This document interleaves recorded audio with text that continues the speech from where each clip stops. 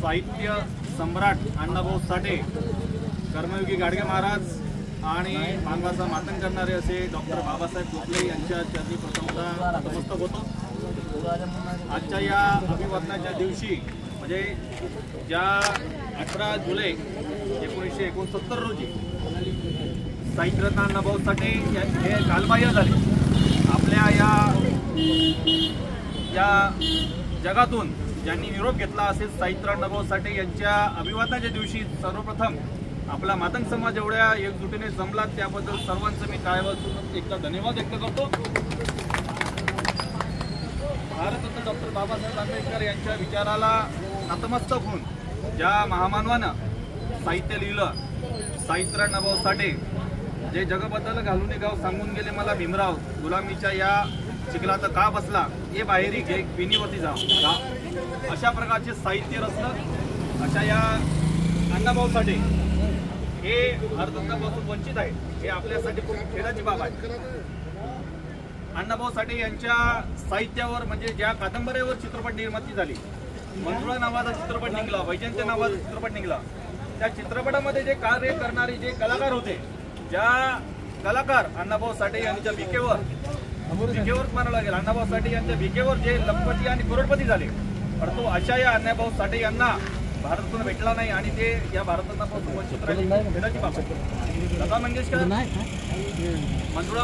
मंजुळामध्ये वैजयंतामध्ये लता मंगेशकर यांनी गाणे गायले। अशा या लता मंगेशकर यांना भारतरत्न भेटतो, परंतु अण्णाभाऊ साठे यांना भेटत नाही, हा त्यांचा अपमान आहे। भारतरत्न डॉक्टर बाबासाहेब आंबेडकर म्हणत होते की गुलामाला गुलामीची जाणीव करून घ्या तेव्हा तो बंड करून उठेल, तर अशा प्रकारचा बंड आपल्याला करायचा आहे। अण्णाभाऊ साठे यांना भारतरत्न मिळाला पाहिजे, यासाठी आपल्याला सर्व भारतामध्ये मातंग समाज एकजूट करावा लागेल। त्याचबरोबर बाबासाहेब गोखले असू द्या, मधुकररावजी कांबळे साहेब असू द्या, विष्णुभाऊ कसबे असू द्या, सचिनभाऊ साठे, सगळे समाजाचे नेते म्हणत आहेत की मातंग समाजाला 8% आरक्षण भेटलं पाहिजे आणि ते आपला हक्कच आहे। अपगड वर्गवारीनुसार मातंग समाजाला आरक्षण भेटलं पाहिजे, यासाठी सुद्धा आमचं समर्थन आहे। त्याचसोबत अनेक महापुरुषांचे पुत्र या वाशिम जिल्ह्यात आहेत। छत्रपती शिवाजी महाराज, डॉक्टर बाबासाहेब आंबेडकर, महात्मा ज्योतिबा फुले, सावित्रीबाई फुले या सर्व महामानवाचा पुतळा आहे, परंतु अण्णाभाऊ साठे यांचा पुतळा नाही, ही खूप खेदाची बाब आहे। तरी आतापर्यंत समाज एकजूट झाला नव्हता। सर्वप्रथम आपण अण्णाभाऊ साठे जे स्मारक समितीचे अध्यक्ष आहेत अजयभाऊ रणखाम आणि त्यांची सर्व जी टीम आहे थोरात वगैरे यांच्यासाठी एकदा टाळ्या वाजवून आपण अभिनंदन करूया। प्रत्येकांना वाटते अण्णाभाऊ साठे यांचा पुतळा असायला पाहिजे, पण कोणी सुरुवात करत नाही। पण या हे जे युवक आहेत यांच्या पाठीमागे आपण ताकदीने उभं राहायला पाहिजे। सर्वप्रथम अजयभाऊ रणखाम आणि त्यांची जी सर्व टीम आहे ज्यांनी एका रात्रीमध्ये ती जमीन ताब्यात घेतली आणि त्याच्यावर आपला पिवळा झेंडा लावून अण्णाभाऊ साठे यांच्या स्मारकासाठी ही जागा आरक्षित करण्यासाठी त्याचा प्रयत्न चालू आहे, त्यांचं आपण कौतुक करूया आणि त्यांच्या पाठीमागे आपण ताकदीने उभं राहूया। जिथे जिथे तुमची जर गरज असेल तिथं आम्ही तुमच्या सोबत राहायला पाहिजे, तिथं तुमची गरज आहे तिथं तुम्ही आमच्या मागे उभे राहायला पाहिजे। असं एकमेकाच्या मागे राहून आपण विकास करीत असतो। घड्याळाचे काटे कसे असतात, लहान काटा असतो, मोठा काटा असतो, छोटा काटा असतो, परंतु जर कोणाचे 12 वाजवायचे असतील तर सगळे तिन्ही काटे एका 12वर असतात। म्हणजे जर कोणाचे 12 वाजवायचे असतील आपल्याला तर या अशा प्रकारे हा समाज वेगवेगळ्या संघटना असू द्या, पक्ष असू द्या, विचार वेगवेगळे असू द्या, परंतु जेव्हा समाजाचा विषय असते तेव्हा सर्व समाजाची लोक हा एकत्रित असायला पाहिजे। आजच्या या दिवशी एवढ्या मोठ्या प्रमाणात हा समाज आपला एकजूट झालेला आहे, ही खूप कौतुकाची बाब आहे। त्यानंतर 1 लाख जमिनीच्या जागेवर घर असलेल्या लाभार्थ्यांच्या जागेवर 8 हे वरून सरकारी नाव काढून मालकीच्या नावाने करायला पाहिजे, ही आपली मागणी आहे। एकनाथ आव्हाड साहेब असू द्या, यांची बरेच वर्षापासून मागणी आहे।